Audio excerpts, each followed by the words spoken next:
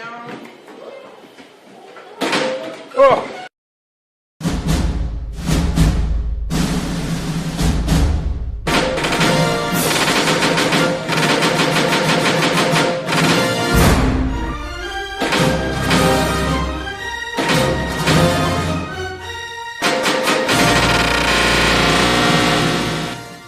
Assalamualaikum warahmatullahi wabarakatuh.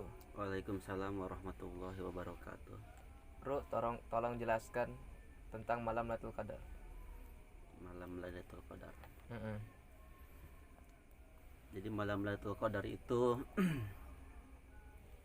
bila kita melihat asbabun nuzul menurut mufassirin biriwayah, kita lihat di tafsirnya itu pada suatu ketika sahabat sedang berkumpul bersama Rasulullah Shallallahu Alaihi Wasallam. Lalu Rasulullah itu tersenyum dengan sendirinya. Ketika Rasulullah tersenyum, maka sahabat itu bertanya, "Ya Rasulullah, kenapa engkau tersenyum?" Kata Rasulullah, "Aku itu mukasafah. Aku melihat ada satu nabi di hari kiamat, dia masuk surga sendiri tanpa membawa umatnya. Siapakah ya Rasulullah?" Maka Rasulullah menceritakan, nabi itu namanya Nabi Sam'un. Di dalam kitab Injil dikenal dengan Nabi Samson. Bukan Samson yang ada di Darul Hikmah ataupun Samson yang ada di Pasir Limus. Gitu. Ataupun Samson di film-film Susana. Tapi ini memang yang melatar belakangi asbabun nuzul turunnya surat In anzalnahu fi lailatul qadar. Al-Qadar. Iya. Lalu Rasulullah menceritakan hal tersebut kepada para sahabat bahwa Nabi Samson ini dia itu selalu berjuang berdakwah untuk menegakkan agama Allah, tetapi tidak ada satupun umatnya yang mengikuti beliau. Semakin dia merajalela berdakwah untuk menegakkan agama Allah, semakin orang menentang dan tidak pernah percaya kepada dia. Kekuatannya hebat sekali. Dia mempunyai sebuah pedang, namanya itu al-lihyah. Lihyatu jamal. Jadi lihyah itu jenggot. Lihyatu jamal itu berarti jenggotnya unta. Dia itu mempunyai pedang yang terbuat dari tulang unta, dari jenggotnya unta. Jadi bentuknya itu agak mengkelung dikit. Ya, dari pedang itu apabila dia telah selesai, maka akan mengeluarkan makanan dan akan mengeluarkan minuman. Itulah salah satu kemujizatan Nabi Samson atau Nabi Sam'un. Apa sih artinya Samson? Samson itu matahari, Samsu, matahari. Jadi namanya Sam'un al-Goji. Jadi matahari dari gajah, dari Palestina. Matahari dari Palestina. Kalau santri itu, san itu 3. San itu matahari, tri itu 3. Jadi santri itu artinya 3 matahari. Yang selalu menyinari dunia. Kalau sudah tidak ada santri di dunia ini, maka dunia ini akan hancur. Lebur, musnah, hilang tanpa kerana. Maka daripada itu, Nabi Samson ini dia selalu menegakkan agama Islam, tetapi tidak ada satupun umatnya yang mau mengikuti beliau. Nah, selanjutnya bagaimana? Selanjutnya dia itu para musuh beliau itu mengadakan sebuah makar, mengadakan sebuah kudeta. Seperti klan Hitachi mengadakan kudeta untuk menghancurkan Konoha. Uchiha ya. Iya, Uchiha, klan Uchiha itu ya kan. Bagaimana kudetanya? Yaitu untuk membunuh nabinya sendiri. Allah itu padahal sudah mengutus nabi ke bangsa tersebut, tetapi dia tidak mengindahkan ajakan Rasul tersebut. Lalu raja yang ada di daerah Gajah itu, dia membuat sebuah makar, membuat sebuah siasat untuk membunuh Nabi Samson al-Goji. Nah, setelah itu bagaimana? berhubungan sangat sulit untuk membunuhnya. Akhirnya dia mengkoet istrinya. Neng, ayo Jeng, naon, bunuh Samson. Nanti kamu akan saya gaji, nanti kamu akan saya bayar dengan perhiasan emas, dengan uang. Yang namanya wanita, Iya. apabila sudah melihat harta, Gati ya. maka dia akan lemah.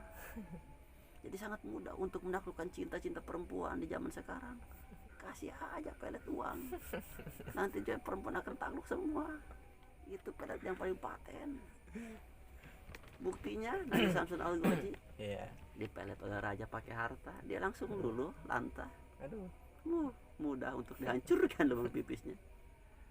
Nah setelah itu, ketika Nabi Samson tertidur, lalu beliau diikatlah tangannya, kakinya oleh istrinya sendiri. Ketika diikat oleh istrinya sendiri, lalu apa yang terjadi? Ketika beliau bangun untuk melaksanakan sholat malam, beliau melihat tangannya itu Apa? terdapat sebuah tali. Lalu beliau berkata, wahai istriku, siapakah yang naleni saya? Yang nunggu saya. Kata istrinya, saya. Ya. Kenapa kamu naleni saya, memberikan saya ini seperti ini? Saya hanya menguji engkau, wahai suamiku. Olok ya. Aduh, nukas kieu mah gampang budak. Ieu mah tampar tatapai. Coplok. Prak tuh coplok lah gampang. Nah, setelah itu dia melakukan ibadah. Untuk keesokan harinya, seorang istrinya itu lapor kepada raja kafir bahwa dia tidak bisa menaleni Nabi Samson Al-Ghazi. Kata sang raja, oke, nanti malam hari saya kirimkan sebuah rantai yang terbuat dari baja. Ketika Nabi Samson tertidur, maka ditaleni lagi. Taleni lagi ya. Iya, bahasa Indonesia taleni itu apa sih? Diberikat itu. Diikat. Oh, diikat. Ya, diikat lagi. Lalu Ya. diikat lagi tangannya itu oleh oleh istrinya. Lalu dia bangun lagi. Setelah tangi, ini siapa ini yang memberikan saya ini, yang naleni saya ini? Rupanya istrinya. Saya. Ya lagi ya. Untuk apa? Untuk mengetes kamu, sehebat apakah kekuatan kamu. Katanya seorang laki-laki itu kuat sekali. Apa bukti kekuatannya? Bukti kekuatannya itu membawa 2 telur dibantuan oleh 1 burung. Manuk ya? Iya, dibantu oleh 1 manuk. Itu kekuatan lelaki. Namanya titel. Titel ngegantel. Titel ngegantel. Setelah itu, ini bukan rantai tapi tapai, hancur lagi. Tawlawan ya. Iya, lalu mendekatlah istrinya itu, merengek-rengek dengan merayu dengan sebuah rayuan yang sangat manis dan lemah lembut. Wahai suamiku, apakah yang menjadi rahasia kamu bisa kuat seperti ini? Sebetulnya aku itu adalah salah satu daripada para nabi dan para waliullah yang dikasihi oleh Allah Subhanahu wa taala. Aku diberikan sebuah kekuatan oleh Allah Subhanahu wa taala. Tidak ada yang melebihi kekuatan rambutku ini di dunia ini. Harus coplok ya. Tidak ada yang melebihi kekuatan rambutku ini. Maka apabila aku itu diikat dengan rambutku, maka aku tidak akan bisa melepaskan. Jadi tes. Oh, begono.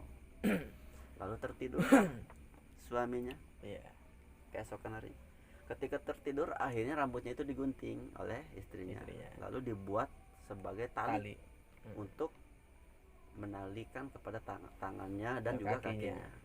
Ketika dia bangun, akhirnya Nabi Samson itu tidak bisa melepaskan talinya. Setelah itu istrinya melaporkan kepada raja. Lalu diseretlah Nabi Samson Al-Ghazi itu ke istana kerajaan, diarak, dibawa kuda. Semua orang menonton, menyaksikan beliau disiksa beliau di sana.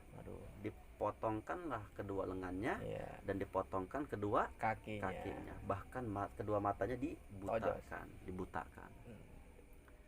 Istrinya itu tertawa berbahak-bahak melihat suaminya disiksa. Dia sangat bahagia karena dia akan mendapatkan harta.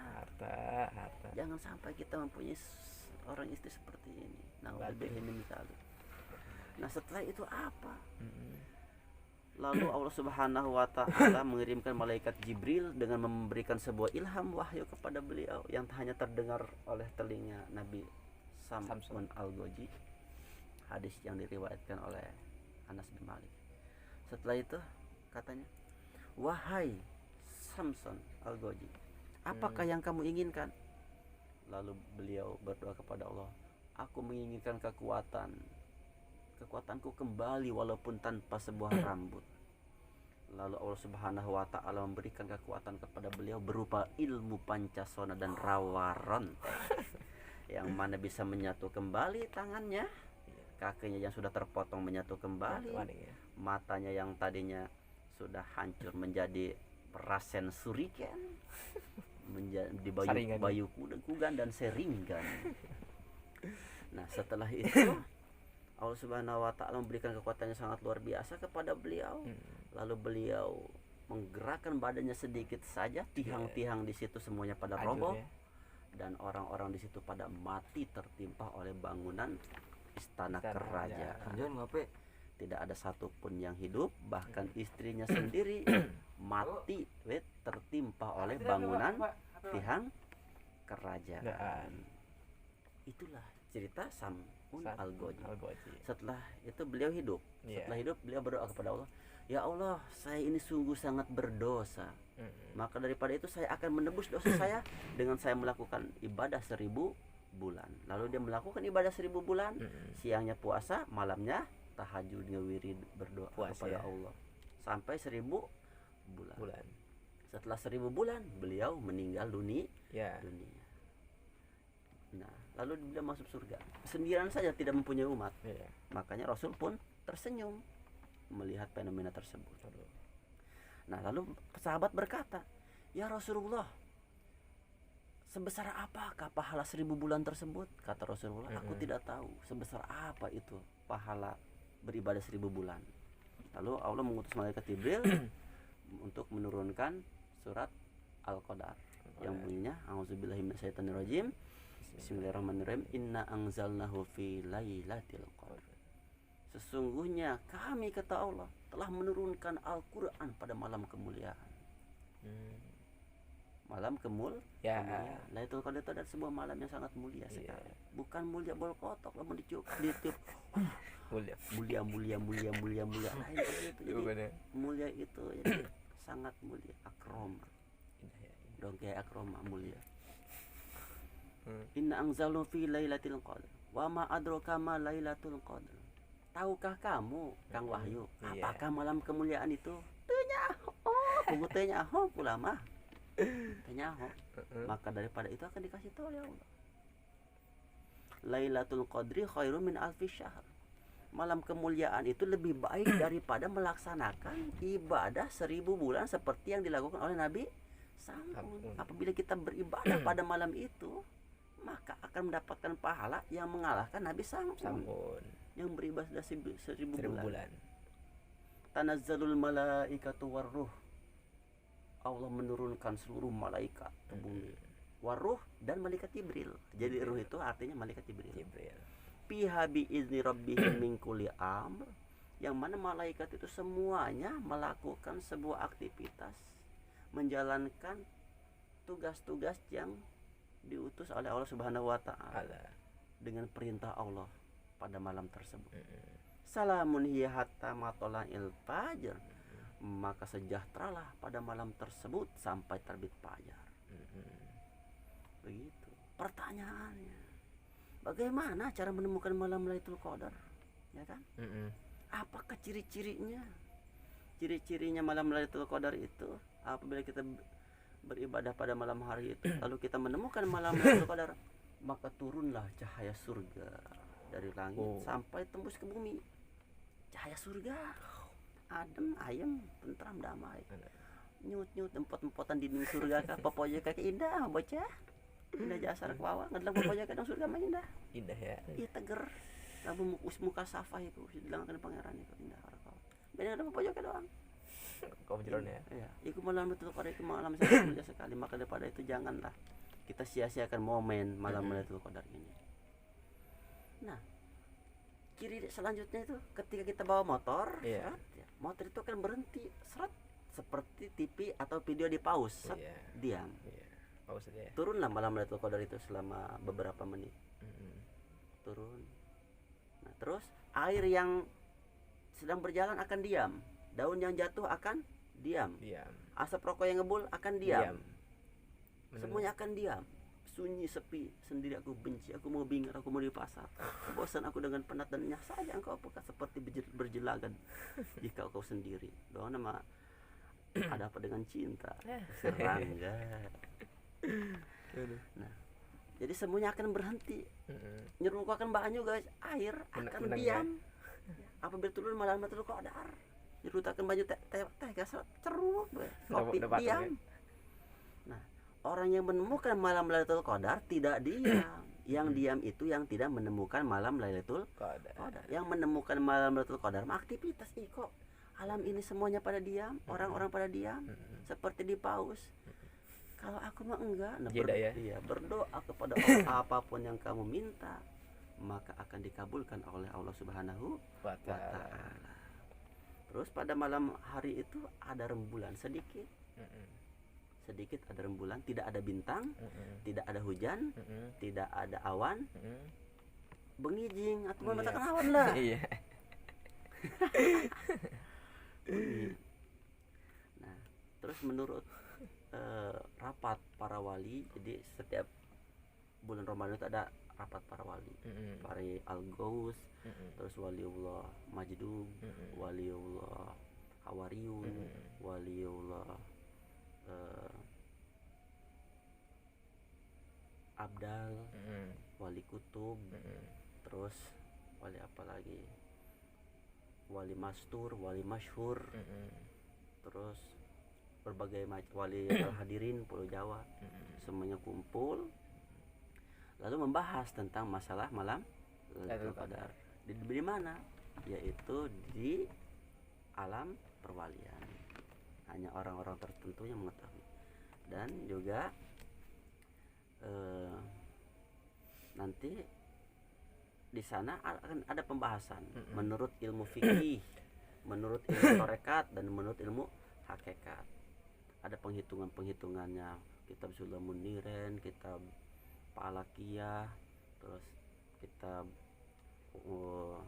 Wasam, dan kitab yang lain sebagainya, Qawaidul Miqyas, Rubu Mujawad, dan lain sebagainya. Dihitung menggunakan matematika, ya, dari berbagai macam integral, aljabar, trigonometri, sinus, kosinus, tangen, dikumpulkan semua ilmu matematik di situ dihitung. Tapi sudah ada di dalam kitab namanya itu kitab I'anatul Thalibin jilid 2, yang mana cetakan Toha Putra Semarang, halaman 257 baris ke-6 dari bawah disebutkan. Jadi Imam Ghazali itu adalah salah satu waliullah. Beliau itu salah satu waliullah. Sungguh malam Lailatul Qadar itu bisa diketahui dengan hari puasa awal bulan itu. Apabila puasa hari itu Senin, maka malam Lailatul Qadar itu jatuh pada malam tanggal ke-21. 21. Apabila